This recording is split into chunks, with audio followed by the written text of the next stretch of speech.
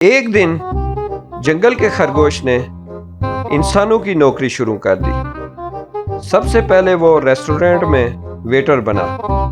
سویڈ uniform پہن کر خرگوش مہمانوں کو مینیو دکھاتا، ٹرے میں گاجر کا جوس اور سلاد لاتا۔ سب حیران تھے کہ یہ خرگوش اتنا خوش اخلاق کیسے ہے۔ اگلے ہی دن خرگوش نے آفس کی نوکری شروع کر دی۔ لیپ ٹاپ کھول کر فائلیں ترتیب دیتا تھا، ای میل لکھتا۔ باس نے کہا، واہ تم انسانوں سے بھی تیز کام کرتے ہو۔ پھر ایک موقع پر خرگوش نے ٹیکسی ڈرائیور بننے کا شوق پورا کیا۔ چھوٹی پیلی کار میں بیٹھا اور مسافروں کو جنگل کے ایک کونے سے دوسرے کونے تک لے جاتا۔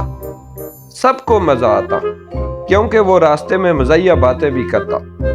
کچھ دن بعد خرگوش نے ہوٹل کی ریسپشن پر نوکری شروع کر دی۔ گاہک آتے اور بڑے ادب سے کہتا، جی سر ویلکم، آپ کا روم نمبر 101 ہے۔ مہمان ہنس کر کہتے، ایسا ویلکم کرنے والا پہلے کبھی نہیں دیکھا۔ شام کو خرگوش جم چلا گیا۔ وہاں ڈمبل اٹھاتا، ٹریڈ مل پر بھی دوڑتا اور باقی جانوروں کو بھی ورزش کی ترغیب دیتا۔